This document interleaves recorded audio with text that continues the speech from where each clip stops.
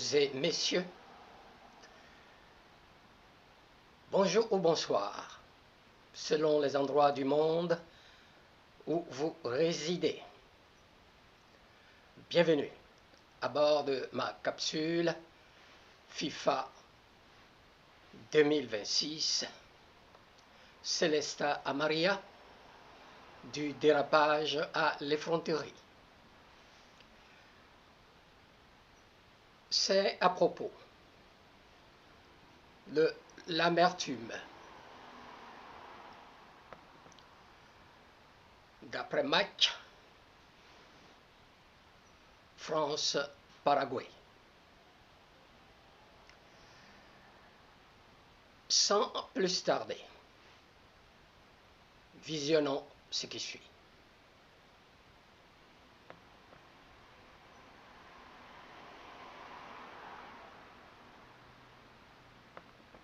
Visant le footballeur français Kylian Mbappé, l'indignation dépasse largement le terrain. Pris pour cible par la sénatrice paraguayenne Celesti Amaria, à l'issue de la rencontre remportée par la France face au Paraguay, le capitaine des Bleus reçoit depuis une vague de soutien international.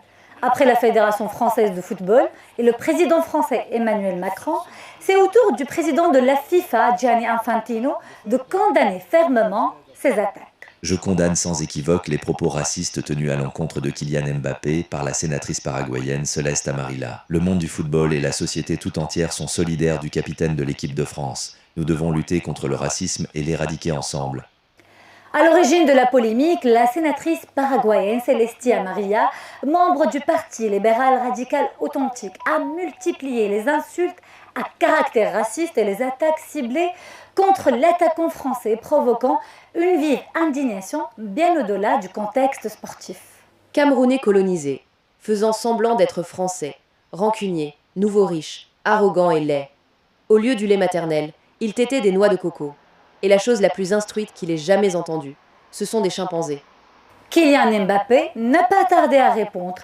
Sur ses réseaux sociaux, le protégé de Didier Deschamps dénonce des propos méprisables et estime que la sénatrice est indigne de sa fonction. Vous êtes une femme méprisable et indigne de sa fonction. Par votre inconscience et votre racisme décomplexé, le monde entier a déjà oublié le parcours et l'effort historique que vos joueurs ont réalisé durant cette Coupe du Monde pour laisser place à une dame incompétente, donnant la pire image possible de son pays. Cette affaire intervient alors que la FIFA affiche une politique de tolérance zéro face au racisme. L'article 15 de son code disciplinaire prévoit des sanctions contre tout comportement discriminatoire. Parmi ces mesures, les joueurs victimes d'insultes racistes peuvent désormais alerter officiellement l'arbitre en croisant les bras pour former un X, un geste devenu le symbole du protocole anti-discrimination.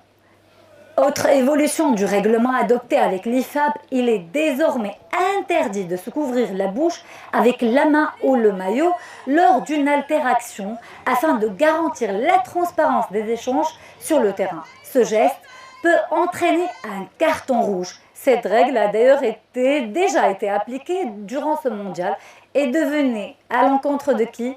Du Paraguayen Miguel Almirón, expulsé pour avoir dissimulé sa bouche en s'adressant au défenseur turc Mert Müldür. Deux affaires sans lien direct, mais qui placent coup sur coup le Paraguay au cœur des polémiques liées au racisme durant cette Coupe du Monde.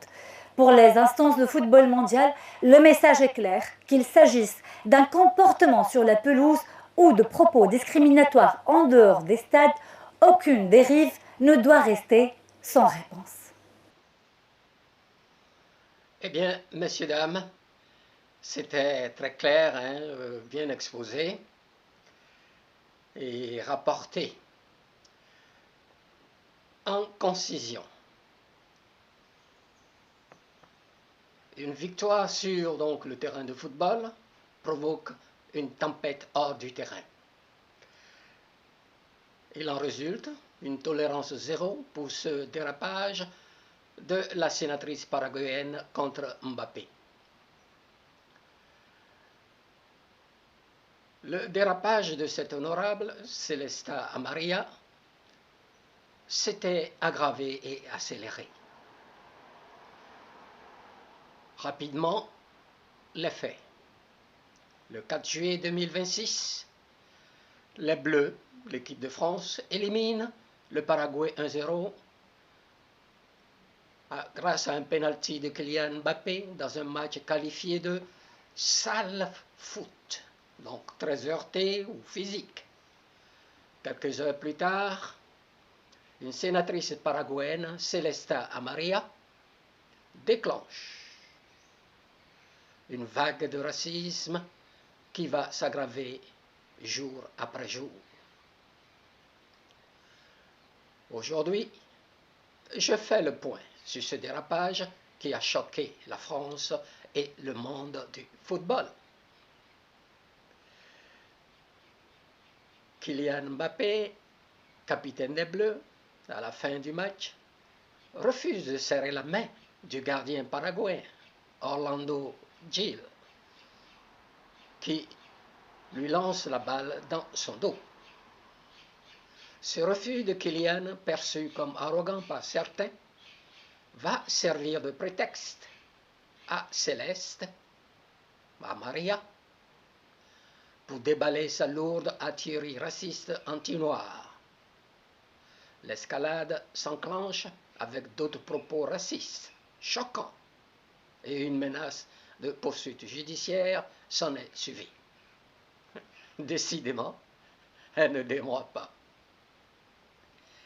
Dès le 5 juillet, sur X, la sénatrice a écrit « Un Camerounais, je le cite, issu de la colonisation, qui se passe pour un Français. Cet abruti n'a même pas appris à écrire. Au lieu du lait maternel, il tétait des noix de coco. Et les êtres les plus instruits qu'il ait jamais entendus étaient des chimpanzés. » Fin de citation. Une pique ou une attaque de ses parents et du monde noir. Ces tweets sont supprimés, mais le mal est fait. Le 8 juillet, en pleine séance au Sénat paraguayen, elle récidive et le traite de fils de pute. Une partie de ses collègues l'applaudit. Le dérapage s'accélère. Réaction immédiate. Kylian Mbappé répond « Vous êtes une femme méprisable et indigne de sa fonction. Par votre inconscient et votre racisme décomplexé, le monde entier a déjà oublié le parcours historique de vos joueurs. Gianni Infantino, président de la FIFA, je condamne sans équivoque ces propos. Fin de citation. Emmanuel Macron, le ministre des Sports et des Affaires étrangères, condamne fermement. Le parquet de Paris ouvre une enquête pour injure publique aggravée et provocation à la haine. Le gouvernement paraguayen s'est dissocié de ces propos. Le Sénat paraguayen, après 5 heures de débat, vote une motion condamnant les propos de Celesta Amaria et précise qu'elle ne représente pas l'institution. Le Real de Madrid est sorti et a soutenu son joueur. Rappelez-vous le cas de Vénus, son avant-centre brésilien. Alors, analyse et des conséquences. Tolérance zéro d'une attaque raciste contre Mbappé. Un trinational né à Paris, de mère algérienne, de père camerounais. Ce n'est pas un simple dérapage isolé. C'est l'expression d'un racisme cru, anti-noir et anti-français qui ressurgit dès qu'un joueur binational C'est tout comme en politique avec Bali Bakayoko récemment, à l'interne. Cette affaire rappelle que le football reste un miroir de nos sociétés. Les conséquences. Plainte de la Fédération française de football. Possible poursuite judiciaire en France. Et une immense, grave vague de soutien à Mbappé sur les réseaux sociaux. Le monde du foot affiche son unité. Tolérance zéro, malgré les ratés d'Infantino et les honteuses et humiliantes ingérences du président Trump dans les affaires de la FIFA 2026.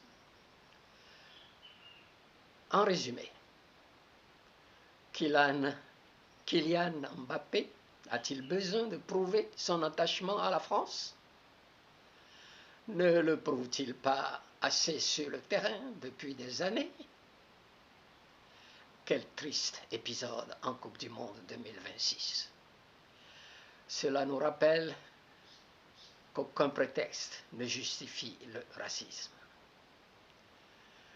Très amère, elle s'enfonce dans de la grossièreté et menace Kylian de poursuite si lui, il ne supprimait pas son poste. Quel culot! Alors, comment qualifier sa justification ou la justification de l'honorable Celesta Maria du Paraguay après le tollé mondial soulevé par son impudence? C'est une esquisse classique et faible. Celesta Amaria attribue ses propos racistes par une comparaison, surtout en comparant Mbappé à un singe, nègre de merde, à une société où c'était normal, évitant ainsi toute responsabilité personnelle, tout en normalisant le racisme. Une justification contre-productive. En persistant dans cette ligne, je viens d'une génération où, donc parlant de sa génération, elle transforme une imprudence en impudence, alimentant le tollé mondial au lieu de l'apaiser par des excuses sincères. Symptôme, c'est le symptôme d'un refus d'évolution. Cette défense révèle un manque de remise en question typique des discours qui refusent la déconstruction aux normes dépassées, ce qui, ma foi, justifie. Après les insultes racistes visant le footballeur français Kylian Mbappé, l'indignation dépasse largement le terrain.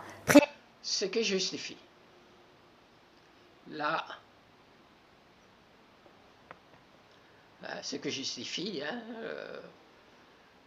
l'enquête de la juridiction française. Alors, messieurs, dames, tout simplement, je dis ceci. Pour finir,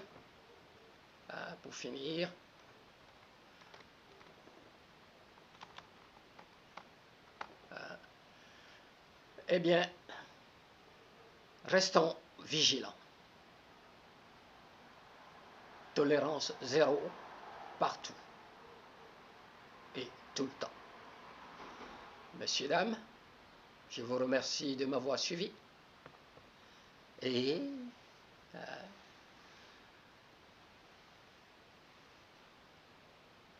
appuyez sur le pouce vers le haut si vous avez aimé.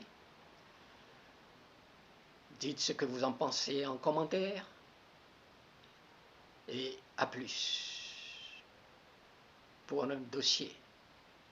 Et laissons cette affaire derrière nous, tout en restant, bien sûr, vigilants, comme je le disais. Je vous remercie.